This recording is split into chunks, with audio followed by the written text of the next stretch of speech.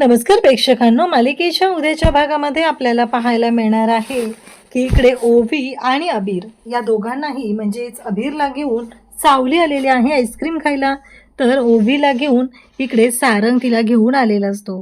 कारण आता एवढा मोठा गोंधळ झालाय. अबीर खेळायला गेलेला असतो आणि तिथे मुलांनी त्याच्या बाबांबद्दल त्याला विचारलेलं असतं आणि त्यामुळंच अबीर थोडासा नर्वस झालेला असतो. आणि अबीरचं असं म्हणणं असतं, माझ्यापासून का, मला का नाही माहिती, मी का नाही विचारू शकत, कारण त्याने त्याच्या आईला शब्द दिलेला असतो, कारण मी तुला बाबांबद्दल कधीच विचारणार नाही. आणि आज तो दिवस आलेला असतो, त्याला त्याच्या बाबांबद्दल जाणून घ्यायचं असतं. मग जगन्नाथच्या पुढे तो रडलेला सुद्धा असतो, म्हणून सावली त्याला घेऊन आता आलेली असते. तर इकडे घडतं असं की ओवीच्या बाबतीतही तेच झालंय. एक गाण्याच्या क्लासची चौकशी करायला अमृता ओवीला घेऊन गेलेली असते, पण तिथं एक बाई भेटते, म्हणजे त्या गाण्याच्या क्लासमधल्या टीचर भेटतात. आणि त्या टीचर ज्या आहेत त्यांना कळतं की हे मेहेंदळ्यांच्या घरातून आलेले आहेत. आणि तेव्हा त्या टीचर म्हणू लागतात की तुमच्या घरामध्ये एवढा गाण्याचा वारसा लाभलेला आहे, एवढ्या चांगल्या गुरु तुमच्या घरामध्ये आहेत, मग काय हे असं, त्याचं काय कारण आहे, असे प्रश्न त्यांनी विचारल्यानंतर ओवीला प्रश्न पडलेला असतो. आणि म्हणूनच ओवी आता अशा पद्धतीने सारंगला प्रश्न विचारत असते, सांग बाबा, ती तर कोण आहे व्यक्ती, आपल्या घरात लागलेली ती गुरु कोण आहे, हे मला कळलं पाहिजे, असा ओवीचा हट्ट असतो. आणि ओवी मात्र त्याच हट्टाला पेटलेली असते.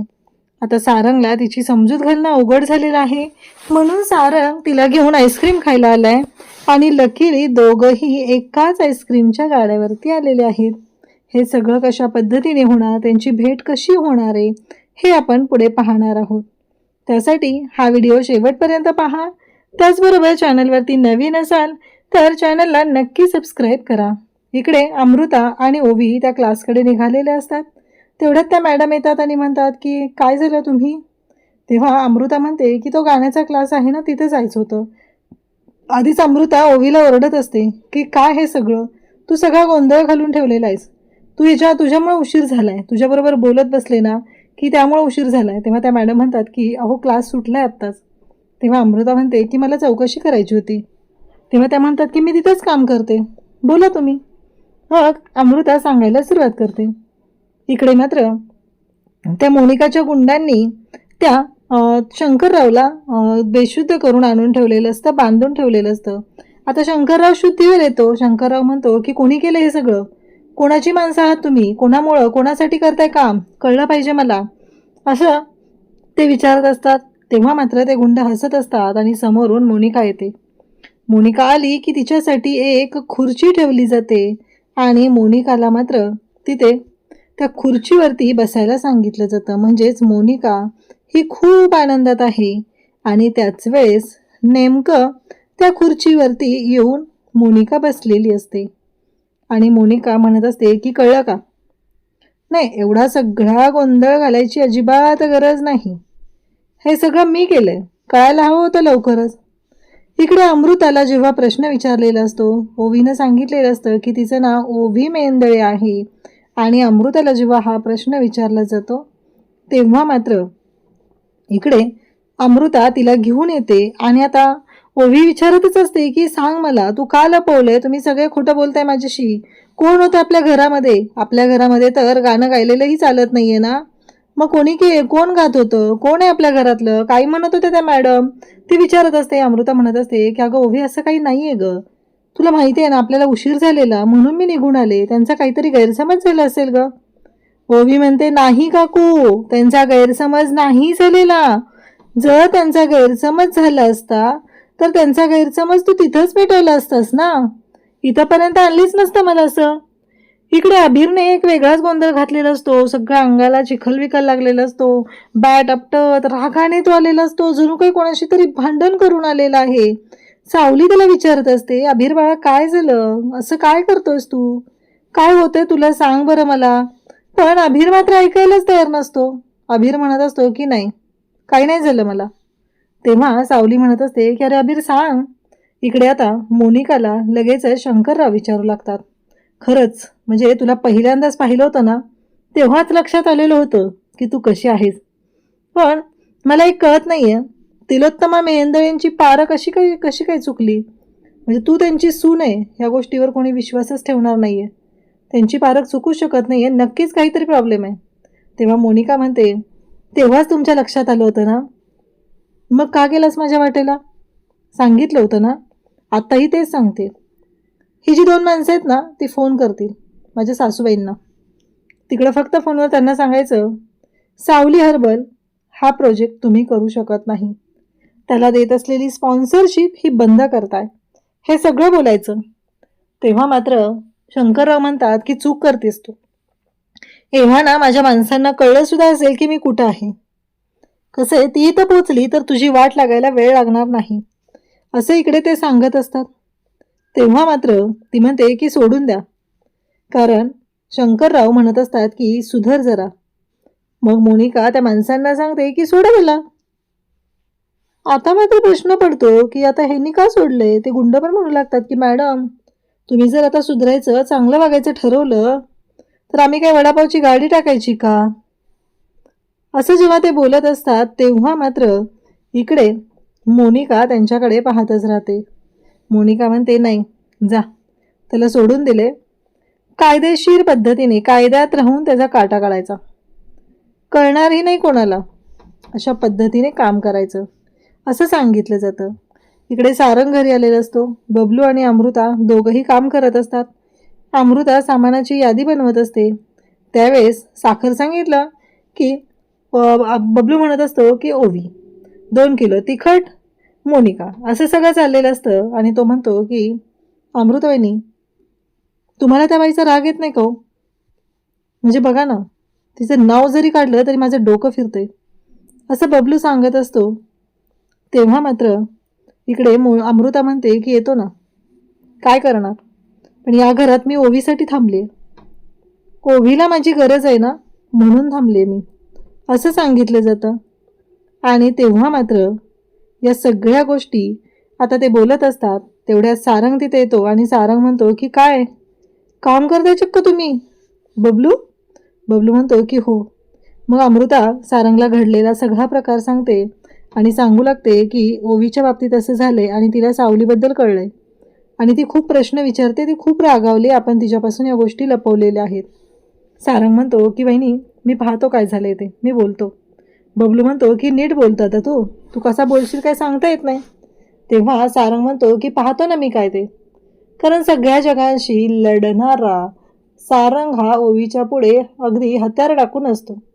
इकडे जगन्नाथ घरी येताना त्यांनी देवगड हापूसची पेटी आणलेली असते आणि ते अभिरला म्हणत असतात, अरे अभ्या ये ना इकडं, बघ तुझ्यासाठी काय आणले. अभिर मात्र फुकूनच असतो. इकडे तिलोत्तमा टेन्शनमध्ये असते. त्यावेळेस राजकुमार तिथं असतो. तिलोत्तमा म्हणत असते, अरे त्या एक संधी मिळाली होती फक्त त्या शंकररावांमुळं सारंगला कंपनीत आणण्यासाठी. सावली नावाशी इमोशनल असणाऱ्या सारंगला कंपनीत खेचून आणण्यासाठी ही संधी मिळालेली होती, पण ती संधी आपल्या हातातून गेलेली आहे, कारण शंकरराव आलेच नाही आहेत आज. आता हे ऐकल्यानंतर प्रश्न तर पडलेला असतो, परंतु या सगळ्या गोष्टी जेव्हा समोर येतात तेव्हा मात्र तिलोत्तमा इथे असते. तिलोत्तमा म्हणत असते की अरे राजकुमार, म्हणजे मला कळत नाही आहे. तेवढ्यातच मोनिका तिथे येते आणि मोनिका म्हणते, तो माणूस तुम्हाला माहिती आहे ना, मी सकाळीच बोलले होते. मग लगेच तिचा बोलण्याचं सगळं चेंज होतं आणि ती म्हणते की नाही, तसं नाही सासूबाई, म्हणजे आईसाहेब, ते मला ना योग्यच नव्हते वाटत ना, बॅकआउट केलं असेल कदाचित, असं सांगितलं जातं. आणि तेव्हा मात्र पाहायला मिळतं ते म्हणजे राजकुमार. तिला ओरडतो, कधीपासून शुभ्रा फोन करते, फोन का उचलत नाही, कुठं होतीस तू? ती सांगू लागते की मी माझ्या मावशीकडे गेले होते, मी सकाळी जाताना आईसाहेबांना सांगून गेले होते, पण तुम्ही कोणी लक्ष दिलं नाही आहे का, काय झालं आहे नक्की, असं ती मुद्दामच विचारू लागते. आणि तेव्हा मात्र जेव्हा घरी गेल्यानंतर तिला विचारलं जाते तेव्हा त्या प्रश्नांची उत्तरं देताना तिच्या नाकी नवालेले असतात. अस्सल खोटारडी ती बाई, सगळं खोटं बोलत असते, त्याला काही मापच नसतं. आणि मग मात्र ती ओरडून ओरडून कांगावा करून सगळ्या गोष्टी सांगत असते. तिलोत्तमा तिच्याकडे पाहत असते. तिलोत्तमा म्हणत असते की एक गोष्ट लक्षात ठेव, जे काय आहे ते बरोबर आहे, पण शंकरराव एकच मार्ग होता ज्याच्यामुळं या सगळ्या गोष्टी सॉल्व्ह होतील. इकडे सारंग ओवीकडे आलेला असतो. ओवीला म्हणत असतो की माझ्या एका प्रश्नाचं उत्तर दे, मग मी तुला सांगतो तुझ्या प्रश्नाचं उत्तर. मग ती म्हणते विचार प्रश्न. आता मात्र प्रश्न विचारला जातो, वरून टाकलेली वस्तू खाली का पडते? सारंगला असं वाटत असतं की ओवीला येणारच नाही आहे उत्तर. ओवीने मात्र उत्तर दिलेलं असतं, ते म्हणजे ग्रॅव्हिटीमुळे. तो म्हणतो मराठीत सांग. तेव्हा ती म्हणते गुरुत्वाकर्षण. सारंग आता चाट पडतो, म्हणजे या मुलीने तर उत्तर दिलेलं आहे, आता काय करायचं? तेव्हा तो म्हणतो की आणखी एक प्रश्न, जर हवेतली वस्तू खाली पडते तर विमान कसं काय उडतं? तेव्हा ओवी म्हणते मी लहान आहे ना, मला नाही शिकवलेलं अजून स्कूलमध्ये विमान हवेत का उडतं ते. जेव्हा शिकवतील ना तेव्हा सांगते. सारंग म्हणतो हेच तर मी तुला सांगण्याचा प्रयत्न करतोय ना, की तू लहान आहेस. तेव्हा ओवी म्हणते तू लहान होतोयस बाबा, तुला ना मला ह्या गोष्टी सांगायच्याच नाही आहेत, म्हणून तू अशा पद्धतीने ह्या सगळ्या गोष्टी करत आहे. मी तुला विचारते वारंवार, पण तू मात्र मला आवर्जून टाळतोय सांगण्याचं हे सगळं. तेव्हा मात्र सारंग अक्षरशः वैतागतो आणि तिथून निघून जातो. तो उत्तर तर काहीच देत नाही. आणि त्याच वेळेस आता इकडे मोनिका म्हणत असते मी ट्राय करून बघते, माझा नवीन नंबर आहे ना, कदाचित उचलतील. कारण आता त्यांची रिंग वाजते. ह्याच्यावरनं मोनिकाचं असं म्हणणं असतं की माझ्या माणसांनी काम केलेलं आहे, म्हणजे जाताना त्याला कुठेतरी उडवलं आहे असं मोनिकाला वाटत असतं. त्याचबरोबर पाहायला मिळतं ते म्हणजे राजकुमार मोनिकाकडे पाहत असतो. तिलोत्तमा म्हणते माझं डोकं जड झाले, मला गेलं पाहिजे. असं म्हणत तिलोत्तमा तिथून जायला निघते. राजकुमार मोनिकाला म्हणतो की या सगळ्यामध्ये तुझा काही हात नाही ना. इकडे आता सावलीने अबीरला छान तयार केलेलं असतं. जगन्नाथ तिला त्याला विचारत असतात. तेव्हा सावली आवर्जून तिथून निघून जाते, कारण जगन्नाथजी काय बोलतील त्याच्यावर अबीरचं काय उत्तर असेल हे तिला ऐकायचं असतं. कारण तिच्यासमोर तो बोलत नाही आहे हे लक्षात आलेलं असतं. म्हणून ती निघून जाते. अबीर रडायला सुरुवात करतो. जगन्नाथ म्हणतात की काय झालंय तुला? अरे वांग्या काय होते तुला? तेव्हा मात्र जगन्नाथला इकडे अबीर सांगू लागतो की मला माझ्या बाबांबद्दल जाणून घ्यायचंय. माझे बाबा कोण आहेत? पण मी आईला शब्द दिलाय, मी तिच्यासमोर रडू शकत नाही आणि तिला विचारूही शकत नाही आहे. मला कळलं पाहिजे माझे बाबा कोण आहेत, असं तो विचारत असतो. आणि तेव्हा मात्र जगन्नाथजी सुद्धा चाट पडतात आणि त्यांनाही प्रश्न पडलेला असतो.